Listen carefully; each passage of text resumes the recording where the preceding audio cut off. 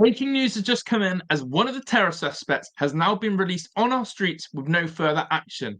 This asks major questions. Have the police had a massive cock up here and messed up this whole situation and detained someone who was not even involved? Or are we letting someone back on our streets who is a threat and danger? This is True Brit Media. We're here to speak the truth, expose the truth, and live the truth, and the truth must be heard. Welcome along. We are here to break this news to you today, as this has just emerged in the last half an hour. This is baffling. This is something I wasn't expecting to report tonight, as the details of the two suspects were released earlier today. Who is to blame here? What does this mean for our country? And can we trust our law enforcement to get anything right now?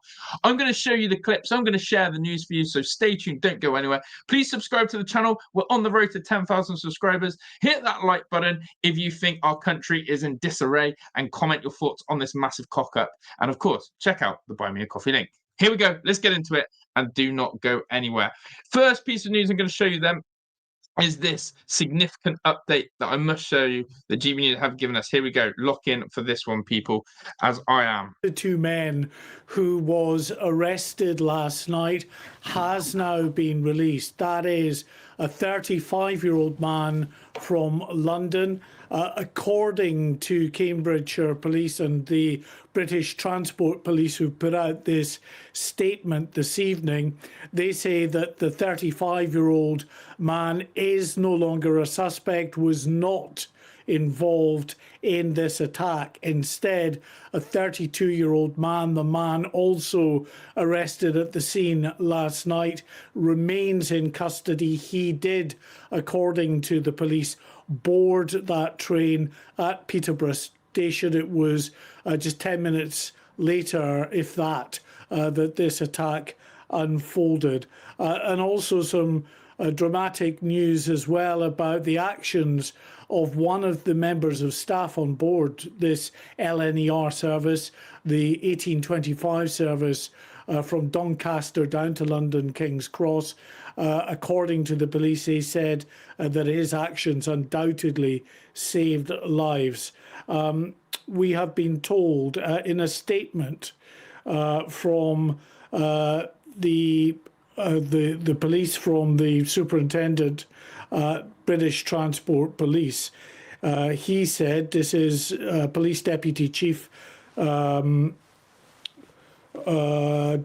fact, he's British Transport Police Deputy Chief Constable Stuart Cundy.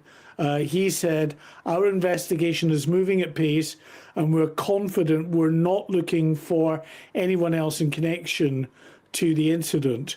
As would be expected, specialist detectives are looking into the background of the suspect we have in custody and the events that led up to the attack.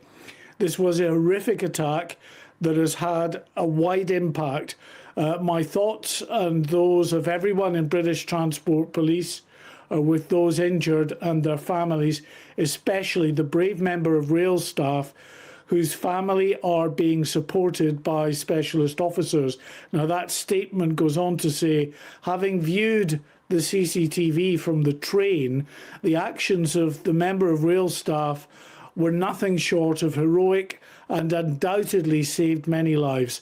My thanks to the public for their patience while we continue our investigation at Huntingdon Station. We hope that we will be able to support GTR in reopening the station soon.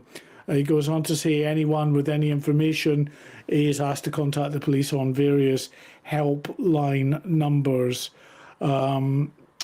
So that, I think, is a very significant update from the police here, and really, I think, casts fresh doubt on all that we've heard so far about this, in terms of there being two attackers, in terms of course, the police.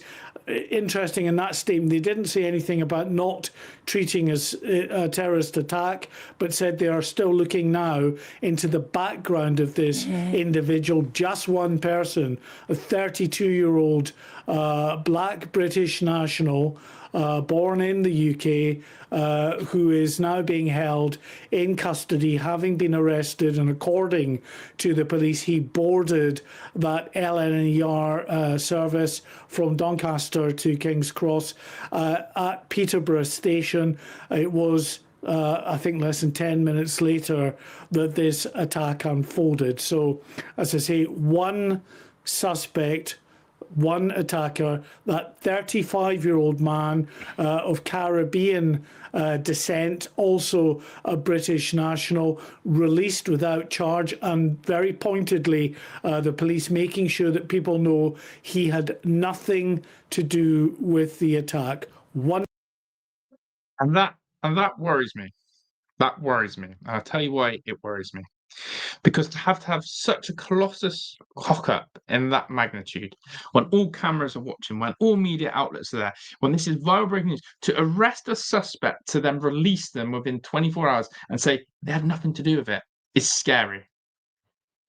And that is where you go back again and say, how can we trust our streets? How can we trust the law enforcement if they're actually making the wrong arrests? I think the second and most poignant point out of all of this is that, again, this language of terror, terrorist act, terror. Me and you know that this is an act of terror. This is nothing more than an act of terror. Yet the police are not sure whether they should or shouldn't be using that language. Call it for what it is, because we will. We will. That 32-year-old, British-born, black man used an act of terror because innocent civilians were targeted. 10 people were hurt in critical conditions. Some were released today. But that matters. That matters that we call this an act of terror. And I will not change my stance on that. I want to also shout out the driver. His name was Andrew Johnson. He was someone, an Iraqi war veteran. And we were talking about this, that actually having the experience of these men, these women, these service people who have been through the military, who have served their country properly, to have that calmness, to have that composure, to have that ingenuity to go and find a different direction. He diverted the train to Huntingdon. They don't want to tell you that. But Iraqi war veteran was the man who saved all these people. The driver, a war veteran, because he knew his country was under attack and he had the calmness to be able to find a solution. He needs more credit. He needs to be talked about more, and we shall do that. So I'm going to say that again. It needs to be preached more. And he is the quick thinking driver who saved many lives in that. And I want to show you again, his name is, and I'm going to share it now. I've just got that information so you know. His name is Andrew Johnson. Andrew Johnson diverted the London bound train to Huntingdon. Needs to be talked about more. It needs to be talked about more. Andrew Johnson is a proper hero. He is someone who will look after our country, and you can see him there. There is the train driver. So we have him to thank for less casualties, but a war veteran, war hero. And I wonder why, again, the mainstream media don't want to push that. Why do they not want to let you know who Andrew Johnson is? Let me know your thoughts on that one. But as I said, a terror suspect released with no further action on our streets.